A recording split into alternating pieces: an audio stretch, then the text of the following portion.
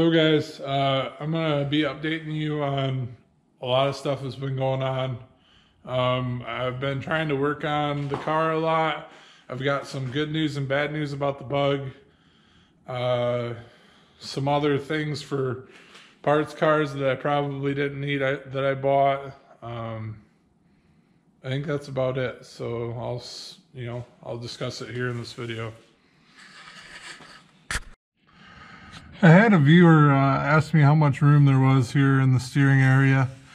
If you guys aren't familiar with older Mopars, this is probably the bottleneck on why these cars don't get swapped very often, LS swapped. You either have to end up running a front sump or what they traditionally call a mid sump. You can't run a rear sump because of the steering linkage. And you can see that this is a modified Trailblazer SS front sump that has been, pretty well modified. I just cut the pan, and there's some internal lines. Let me set this. There's some internal lines that run from over here where the normal oil filter package would be on an LS, and they run over to the oil filter here in the center of the pan. So this is pretty much flush mount on those lines, and it bought me a couple inches, so I can reach my hand all the way around here, but this is at full lock to the right, or sorry, to the left, and there's probably 1/8 of an inch between that and my pan. This is a manual steering car anyways, so it's not like I could forcibly crack the pan with the steering. It would just hit and then, not want to go anymore. I think I showed you guys prior, but the underside of this is all painted on the center. This is all POR 15. It looks pretty nice in here. I haven't showed you guys. I put my, this is kind of a mistake of mine, but I put a drive shaft loop in the car. I cut the loop centered, thinking that it was going to be centered. For those of you that don't know, these old Mopars are offset. The whole engine's offset, the trans is offset, the tunnel is as well. If you look over here as compared to here, you can see that they're different, and I'm sorry if I'm showing this to you crooked, but I don't have that much room under the car, so you can see that the loop is actually not centered, which is good enough for who it's for. So we're gonna leave it like that. I got done finished welding all this stuff on the underside. I have to paint the back segment back there. Oh, sorry, I gotta scoot around. You can see this isn't painted. I've got to prep that, paint it, everything back on the inside, and then I can run my lines and stuff down the frame rail, just so I don't have to take it apart and redo it or get paint on the lines. So I'm gonna get out from under the car and I'll show you guys what it looks like outside. Also, most of you know that I'm at the wiring process of the car. In the wiring process of the car, I bought a cheap fuse panel here off Amazon. It's garbage. I'm not really happy with it. I broke one of the main pins for the main relay out of it for like ignition power on that would power up the rest of these fuses. So what I did was I was kind of had it for the day when that happened, and I ended up breaking a lot more stuff in it. So what I'm actually going to do is take the harness, chop it, and I built a cover for the old, let me see if I can do this with one hand, for the old glove boxes. And then I'll have it come in, route there, and then I'll have my relays all here exposed. I got, work on that soon. I should have probably had it done by now, but I haven't had time to really work on it. I've had other stuff going. Some of the other stuff I'll tell you here in just a bit. Got my downpipe wrapped. It didn't wrap as tight as I wanted, but it's whatever. I think in the last video I showed you guys I put my wastegate on. I had to trim a spring I had, but it's whatever. We'll see how it works. My dipstick is in. It latches. I've got my rear end out that I'm sure you guys seen. Depending on which order I put, I don't know if I'll show you the bottom side of the car first or not. This is a Explorer 88 that's shortened on the one side. I can't even tell which side it is. It would be the driver's side that is normally shortened, but got it out, got it painted. The main reason why I had it back out is I still had to weld on the perches, and I still had some welding to do under the car and on my frame rails. Let me grab my light again.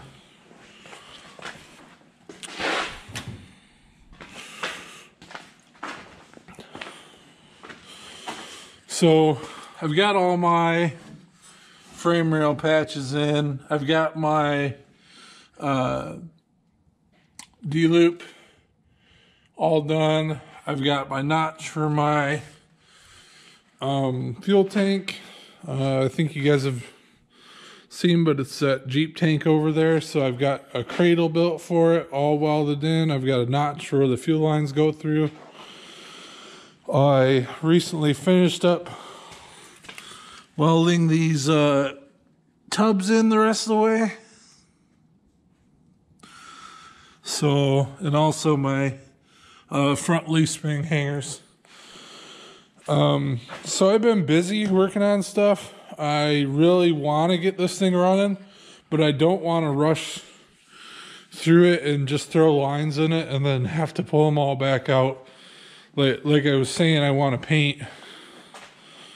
You can see when I was on the underside of the car, everything from the frame rail inward is painted. I didn't want to throw it over rusty steel and then have to paint around the lines or paint on, get paint on the lines. I want it to look nice.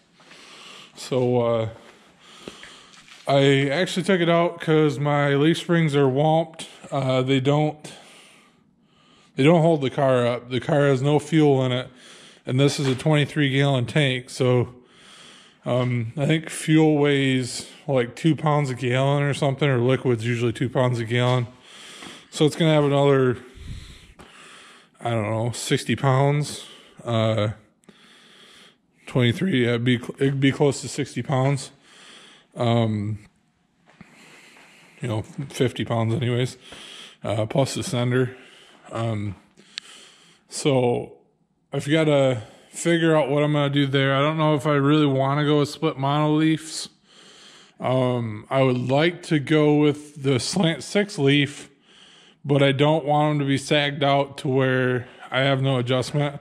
I don't want to go with a heavy duty V8 spring because I don't want to hinder the Caltrax working by running a super stiff spring.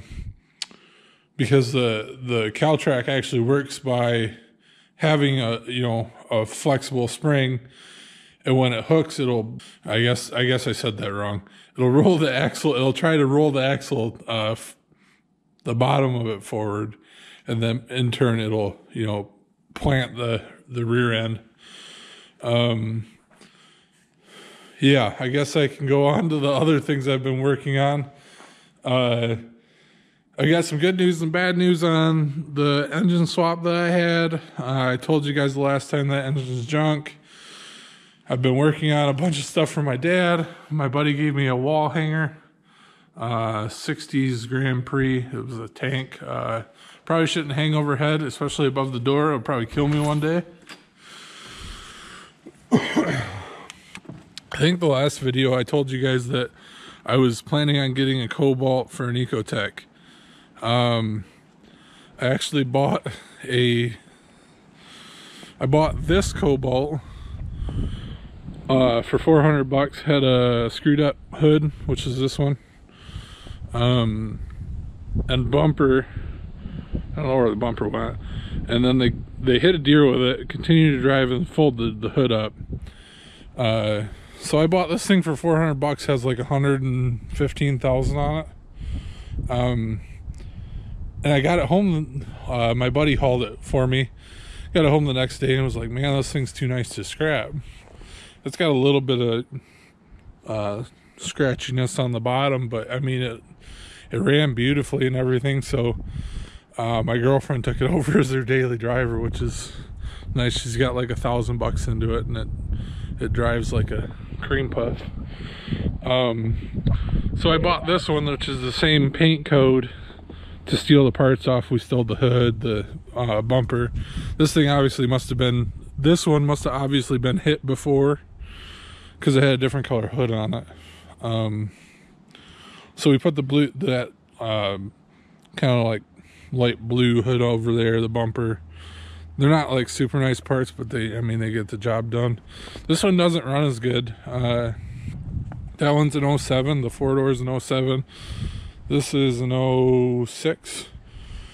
It's got an exhaust leak. It's got all sorts of electrical issues with the anti-theft system, and it just acts real weird. The 0506 Ecotechs are not tunable, so I had to buy a Cavalier Sunfire harness, and then I got to convert it to a drive-by cable, which is I don't really know that much about them, but I guess it's an option.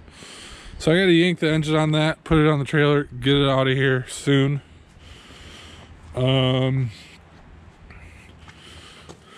Sorry guys, I'm kind of just speedballing this. I don't want to hang out. I don't want to take up a bunch of you guys' time about what I'm doing.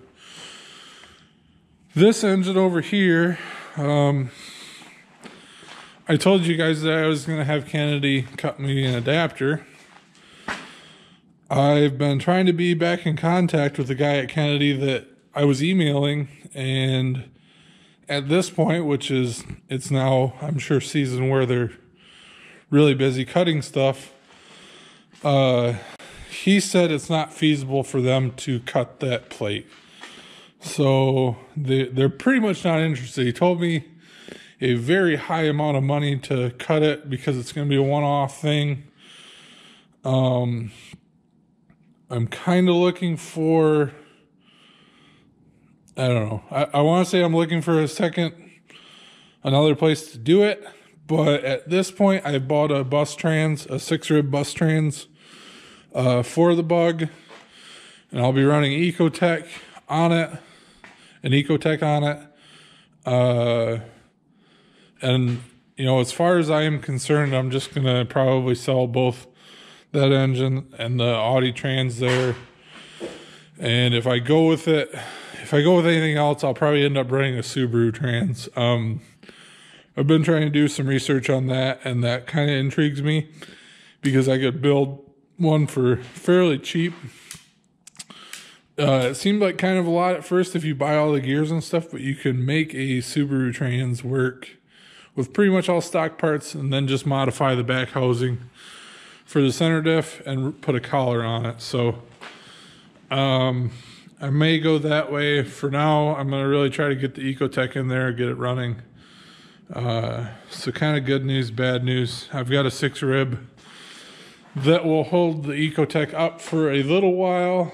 I don't really want to beat on it super hard because it's like $1,200 to build it, and I've got $700 into the core on it. So like $2,000 in the trans, and it's not like rated for. I don't really know how to say it. If you have an Ecotech or really any 4-cylinder that makes pretty much no power, and you put a 6-rib in there, and like they've got an input shaft, 300M input shaft, and a super diff. He pretty much told me if I full throttle the 4-cylinder in any gear, brake traction, and then you know, if the wheel spins and then catches, it'll break. So I'm not gonna hot rod. It's just gonna be like a putt around deal whenever I get to it. As far as that goes, I don't know when I'm going to get to it. I am broke for a little while after spending the money on that bus trans, and I'm really trying to get this together.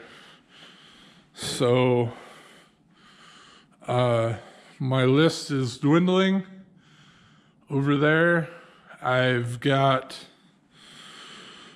springs for it. I keep saying when I'm going to be starting it. I don't know, guys. I'm really trying to do it, but I don't want to have to put something in and then pull it back out because I didn't want to wait for it. So I'm going to paint this. I'm going to get the tank back in. I'm going to run the lines and stuff to where it'll start. And then hopefully I'll be starting it. I don't know when that'll be because work's been a little hectic. Family life's been a little hectic. I've been helping my dad out quite a bit, or trying to, helping my grandpa. My brother's home for a little while, and you know, it's crazy out there. And then for like a little extra that I usually don't tell you guys about my personal life or what I do for a living, but I said we've been busy, so this is one of the lifters that we pulled out of a 3406.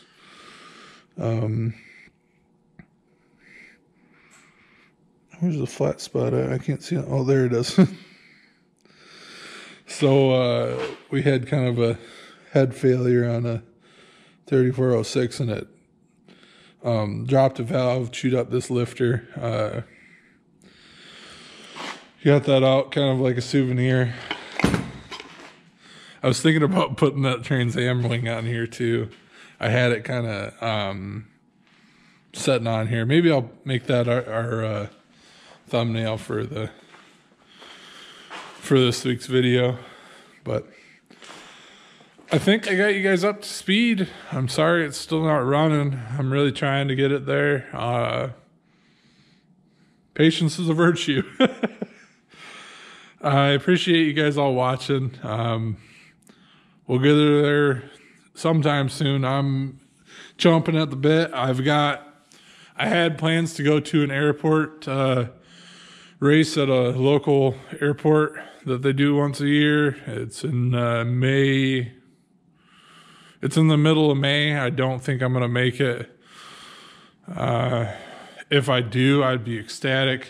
And if I do, obviously I'll film it. But as always, guys, I appreciate all your support. It's been a hectic couple weeks. And I can't thank you guys enough for watching. I know I need to get back on the filming. And you guys all kind of pushed me to do it and pushed me to be out here working on this. So I got to get back on that and stay motivated. Thank you guys for watching. I'll see you on the next one.